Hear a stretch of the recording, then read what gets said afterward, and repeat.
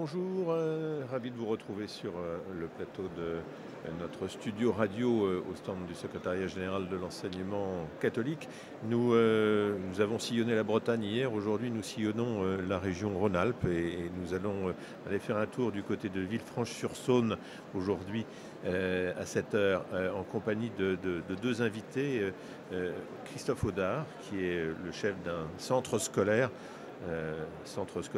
assez impressionnant puisqu'il regroupe école primaire, collège, lycée professionnel, lycée général technologique, pôle d'enseignement supérieur, un centre de formation. Il va nous expliquer comment il gère tout cela, comment il gère ce réseau en l'occurrence, puisque c'est un petit peu la thématique de cette table ronde à laquelle participe également Vincent Boutine qui est vice-président national de l'Appel. Et je vous remercie tous les deux, messieurs, d'avoir fait le déplacement, l'un du Lot de Cahors et donc l'autre du Rhône vert. Vous me disiez, monsieur Audard, c'est où le Rhône vert? C'est un Rhône plus rural que le Rhône lyonnais, c'est ça? Voilà, c'est ça, c'est le Rhône hors métropole de Lyon, on va dire. Oui. Qui reste qui là pour le coup est un département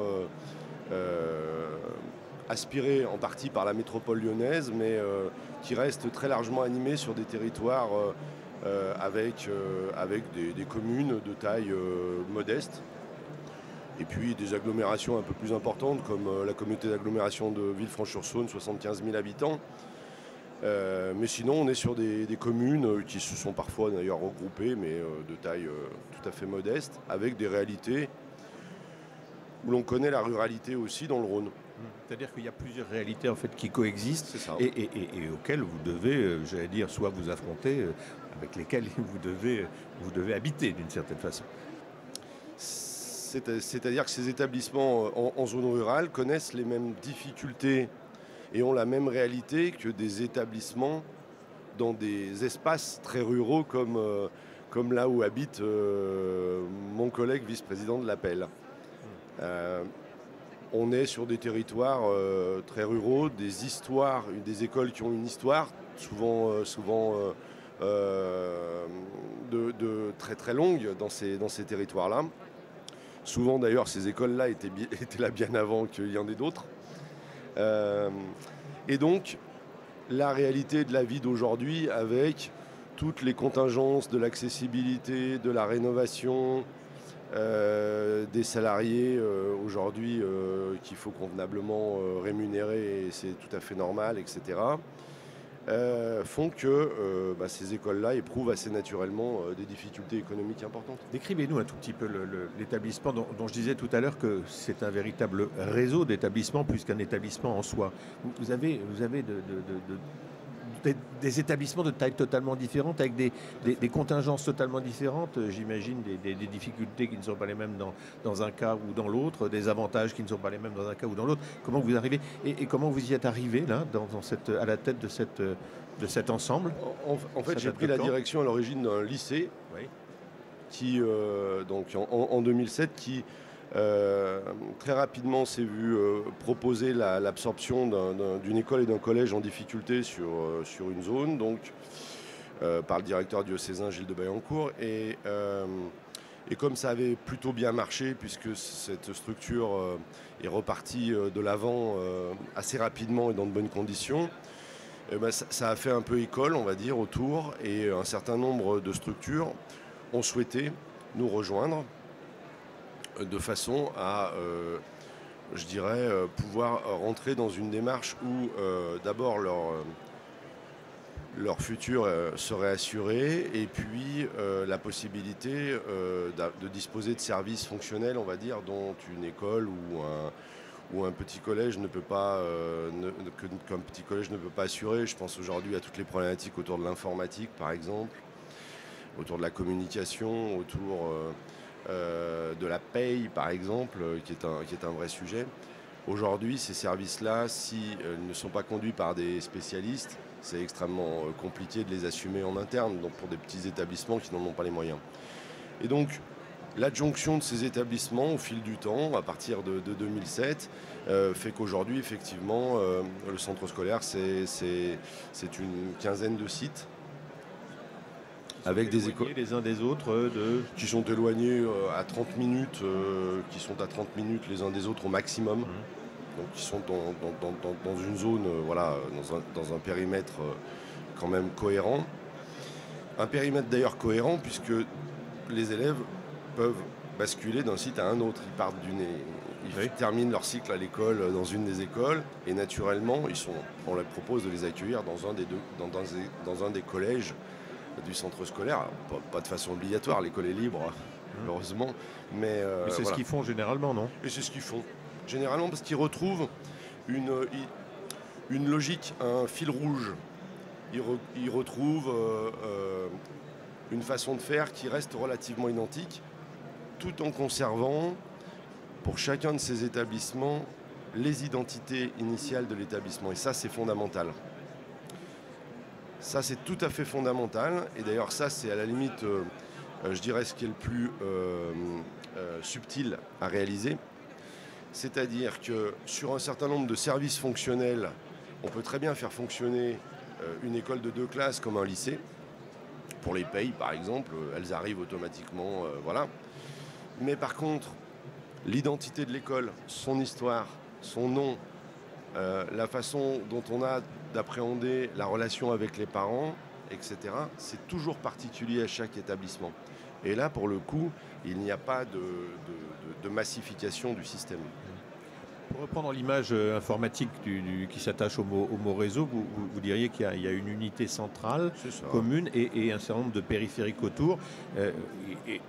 Et bien sûr une logique qui consiste à commencer par le périphérique 1 et à suivre éventuellement, si on le souhaite, si les étudiants, les écoliers le souhaitent, si les parents d'élèves le souhaitent aussi.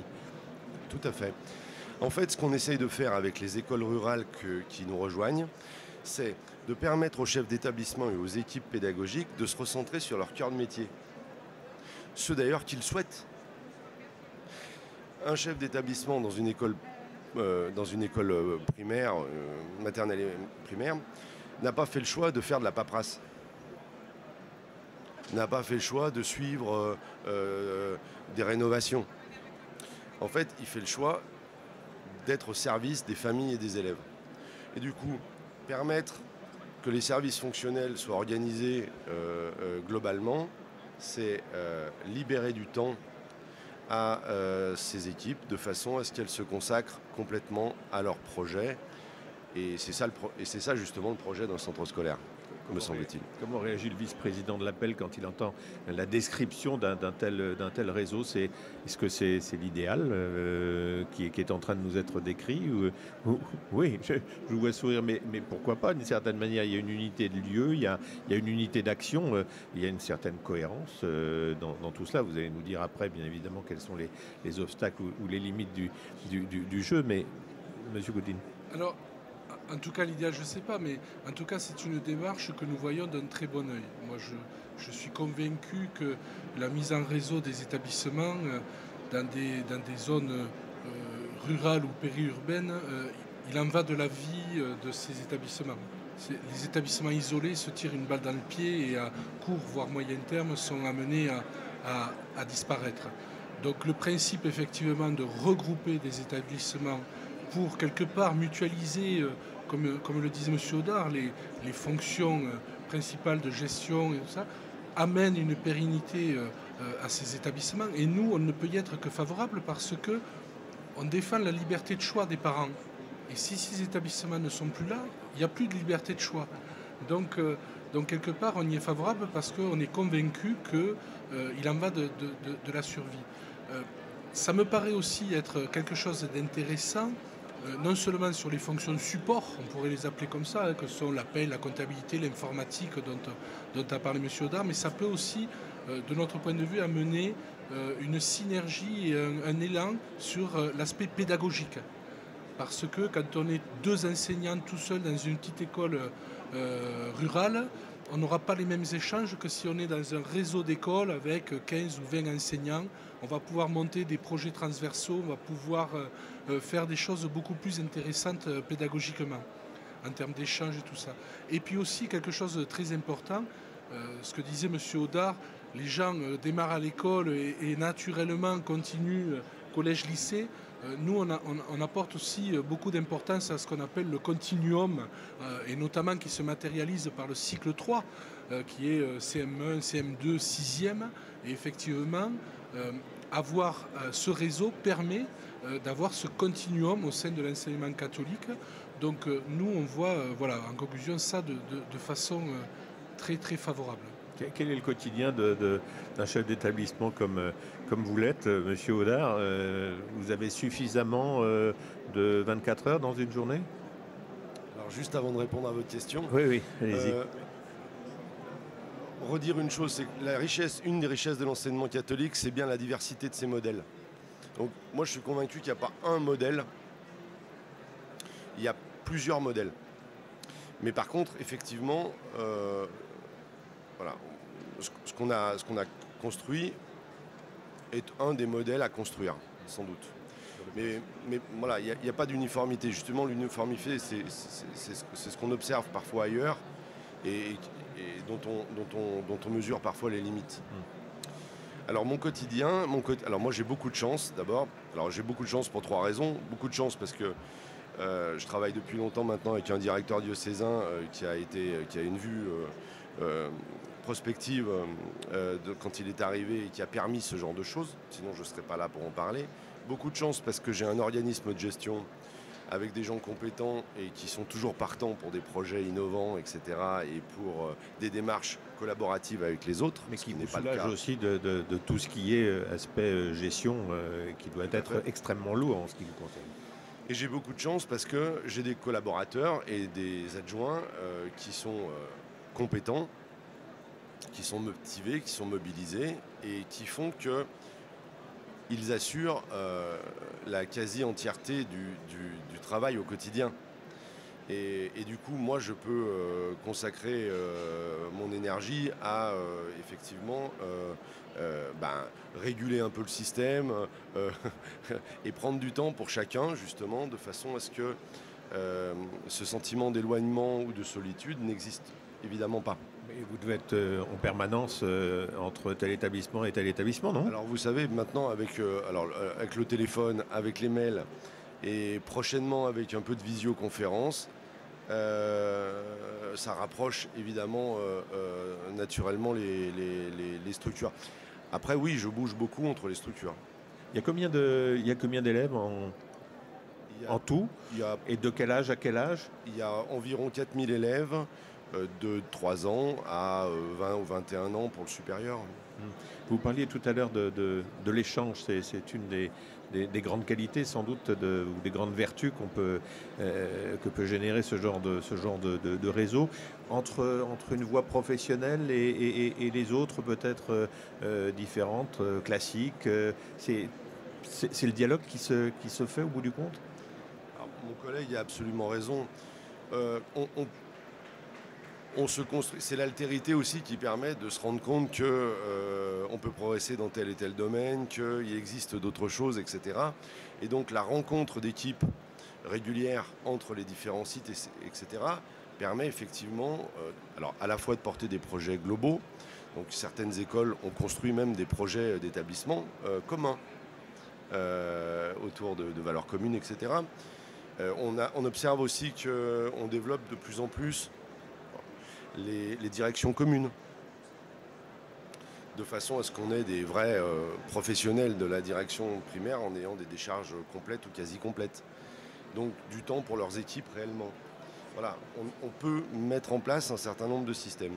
Mais effectivement, la richesse et l'enrichissement, on fait par exemple des choses où des enseignants de lycée vont passer une demi-journée en primaire, par exemple, se rendre compte des fonctionnements pédagogiques de primaire, et inversement on va trouver des enseignants du premier degré qui vont aller en lycée professionnel voir comment on y enseigne, etc. Donc des échanges d'expériences, des échanges de pratiques. Et puis bien modestement, on essaye de mettre en place un certain nombre d'actions, par exemple pour les jeunes enseignants qui nous rejoignent, qu'ils soient titulaires ou suppléants, que l'État malheureusement ne met pas en place, comme par exemple des formations aux nouveaux entrants, de façon à éviter qu'ils se plantent dès le début d'année, ce qui nous paraît relativement évident. Mais comme c'est pas réellement mis en place ou que c'est pas qualitatif quand c'est mis en place, nous le faisons parce qu'on a la taille qui le permet d'envisager une formation globale à ça, par exemple. Monsieur Gatine. Oui, il y a un sujet aussi qui est intéressant, c'est que ce système du centre scolaire permet aussi à ce que chaque établissement, tout en étant dans un réseau et donc à amener tous les avantages que l'on vient de voir, ça permet aussi à chacun de garder son identité, son nom, son identité. Et ça, le côté parent d'élève, en termes d'attractivité, c'est un sujet important. On n'a pas l'impression d'être mangé par le gros d'à côté ou par une structure une structure parasol. Voilà, structure parasol qui viendrait.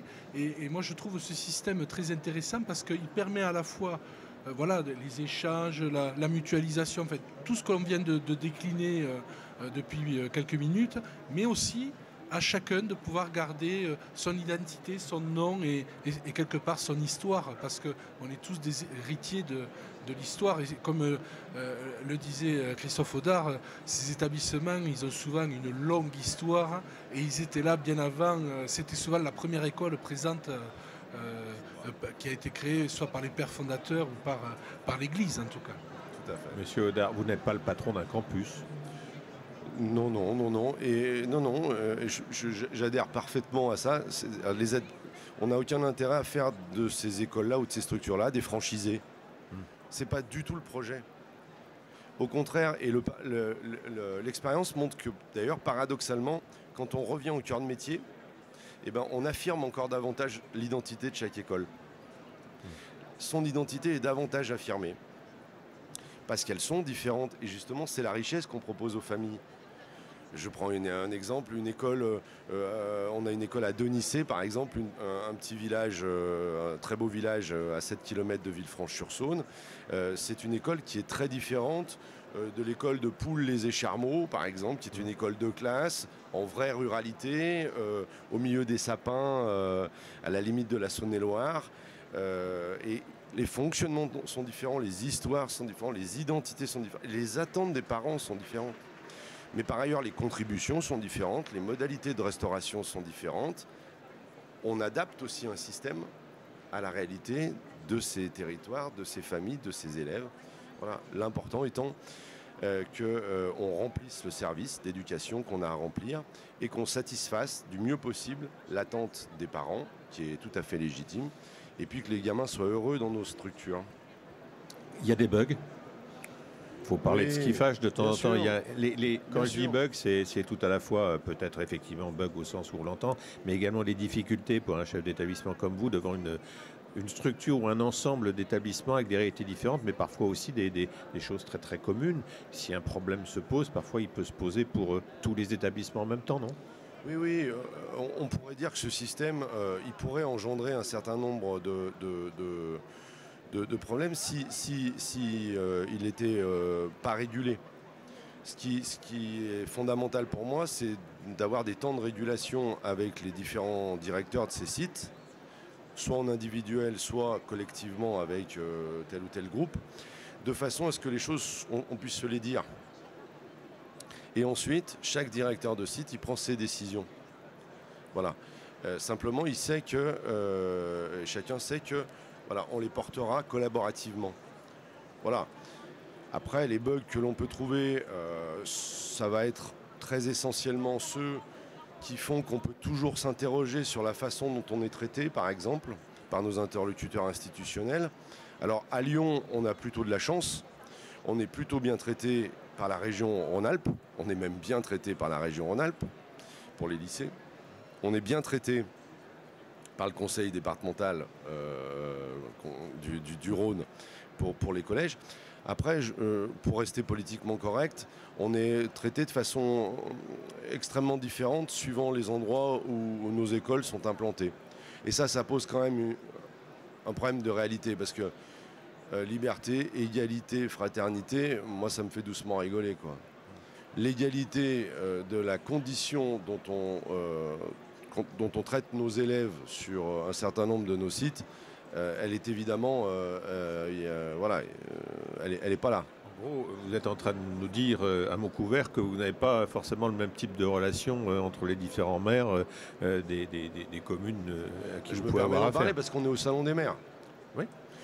À un moment, voilà, il y a des choses qui interrogent. Quand, par exemple, une mairie verse un forfait 3 fois inférieur au forfait que la Cour des comptes a calculé, ou 2 fois inférieur, ou 2 fois et demi inférieur à ce que verse l'essentiel de leurs collègues qui ont des municipalités, des écoles publiques comparables, on peut s'interroger. On peut s'interroger et on observe d'ailleurs que c'est assez rarement la mauvaise foi ou l'idéologie qui prévaut à ces calculs. Ça appartient qu'à moi, mais je me permets de dire que c'est très souvent un manque de compétences en fait. Les gens ne savent pas bien gérer leur propre commune ou Je vous ne mettez pas ça si sur le compte de la mauvaise foi Je ne sais ou de pas s'ils savent l'hostilité. bien gérer leur propre commune. Ce qui est sûr, c'est qu'ils ne savent pas faire un compte correct pour le calcul du forfait de leurs écoliers. Peut-être veulent-ils pas voir en vérité ce que leur coûte réellement un élève de leur école publique. Mais ça les regarde. Moi, ce que j'observe, c'est qu'aujourd'hui, on nous sert des forfaits. Je ne parle même pas des conditions de la loi Blanquer qui devraient déjà être opérantes. Enfin, je parle des forfaits antérieurs qui manifestement sont impossibles à faire fonctionner une école. Il y a combien de maires, en l'occurrence, qui sont vos interlocuteurs potentiels ou réels? Il y en a 9. 9. Nous en avons 9. Et nous entretenons globalement d'excellentes relations, parce que le problème n'est... Enfin, je pense qu'il est important d'avoir de bonnes relations. Mais il est important aussi que l'on ne s'excuse pas d'exister. Il est important aussi que ces mairies intègrent qu'on n'est pas le supplétif de l'école publique. On a une réalité, on a une existence, et là, le vice-président de l'Appel peut que, je présume, voilà. Allez dans votre sens. Et cette réalité-là, elle existe, voilà. Parce que pour engager un dialogue intelligent, il faut qu'à la base, on soit d'accord sur les fondamentaux. Et d'ailleurs, j'irais même au-delà, c'est-à-dire que moi, j'aimerais un système où si on n'est objectivement pas d'accord et structurellement pas d'accord sur les fondamentaux, à un moment ou à un autre, je pense qu'il faut que certaines municipalités s'interrogent sur l'opportunité que l'école privée catholique reste sur son territoire. Ils n'ont peut-être pas envie de vous voir partir non plus. Bah oui, sauf que choisir, c'est renoncer. Non. Monsieur Goutine. Oui. Vous vouliez réagir à ce que disait à l'instant? Oui, non, ce que je voulais dire, c'est que Audard. sur la problématique des forfaits, bien sûr, l'Appel souhaite être intégré à ce qu'on appelle la cellule des forfaits, c'est-à-dire les gens qui vont rencontrer le maire pour négocier ces forfaits-là. Alors, bien sûr, sûrement pas en tant que technicien, parce que nous, parents d'élèves, nous ne sommes pas des techniciens. Par contre, les parents d'élèves représentent quand même un poids politique, un poids électoral qui, dans cette cellule-là, peut avoir un avantage.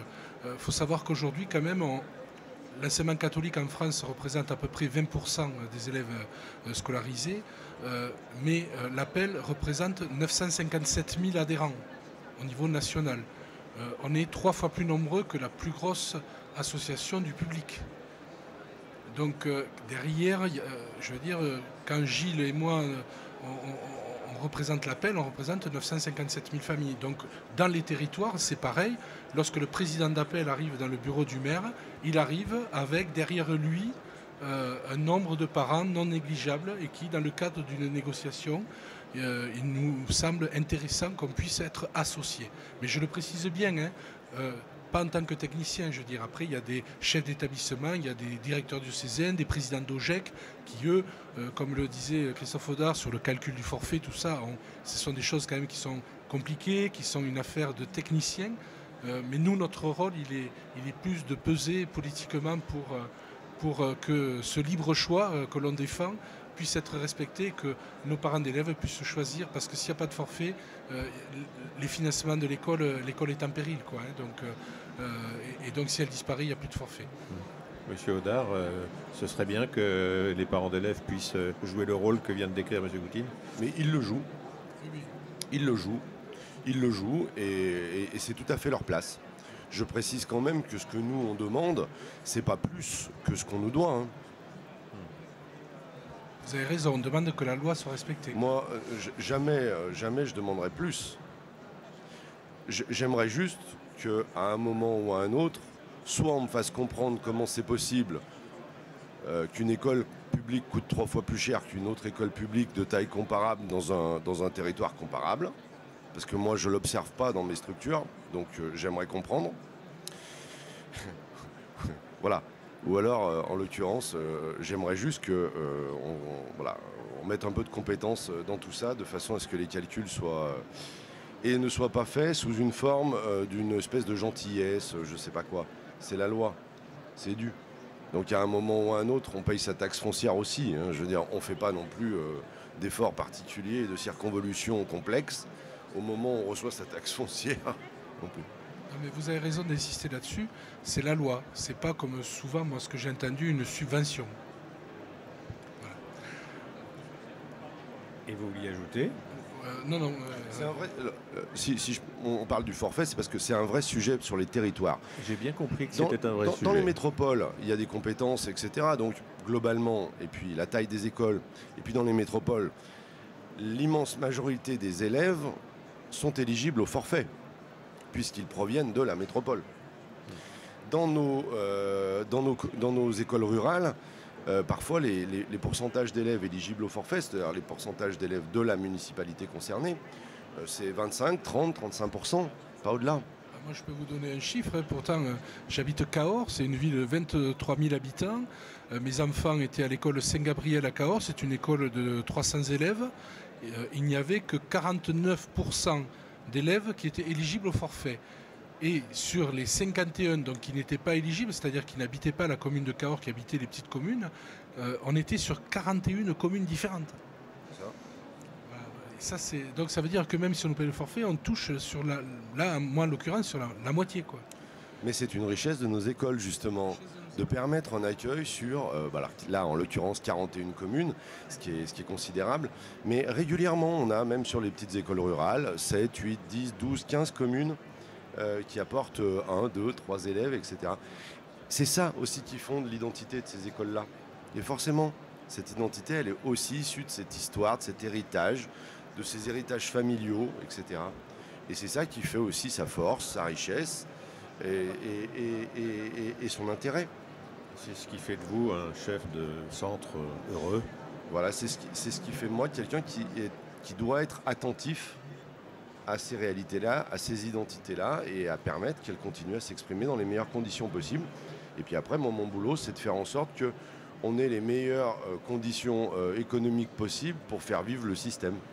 On a bien compris que vous étiez aussi un très bon avocat. Merci, messieurs. Merci. Oui, monsieur Goutine. Si vous me le permettez, je voulais juste rajouter un point pour montrer que l'appel est vraiment sensibilisé à cette notion de réseau. Nous avons, dans le cadre de l'appel, mis en place une solidarité qui, pendant 9 ans, a été une solidarité numérique qui a aidé les établissements à s'équiper en équipement numérique. On y a consacré en 9 ans plus de 2 millions d'euros. Là, à partir de cette année, un des thèmes de notre solidarité, et derrière la solidarité, ça veut dire qu'on y voit un enjeu. Un de ces thèmes, c'est de pouvoir équiper les établissements en matériel de visioconférence, vous en avez parlé tout à l'heure, afin de permettre de faire de l'enseignement à distance, et notamment dans le cadre de la mise en place de la réforme du lycée, et donc de la mise en place des enseignements de spécialité, parce que dans ces établissements ruraux, on ne peut pas toujours offrir un panel assez important d'enseignements de spécialité, et par ce système-là, ça permettrait à certains élèves de pouvoir suivre des enseignements de spécialité à distance, et dans l'établissement qui serait à quelques kilomètres. Et donc on va proposer à nos établissements et donc à nos appels de pouvoir nous déposer des dossiers d'aide au financement de ces technologies-là Donc je crois que ça montre que cette notion de réseau, pour nous, c'est un enjeu, parce que la solidarité nationale que l'on met en place, c'est parce qu'on y voit un enjeu derrière. Voilà. Je me permets juste de rajouter aussi que vous êtes ce tout point. À fait en phase. Ça montre aussi que vous êtes tout à fait en phase avec les problématiques techniques actuelles. Voilà, c'est un travail d'équipe. Merci, messieurs.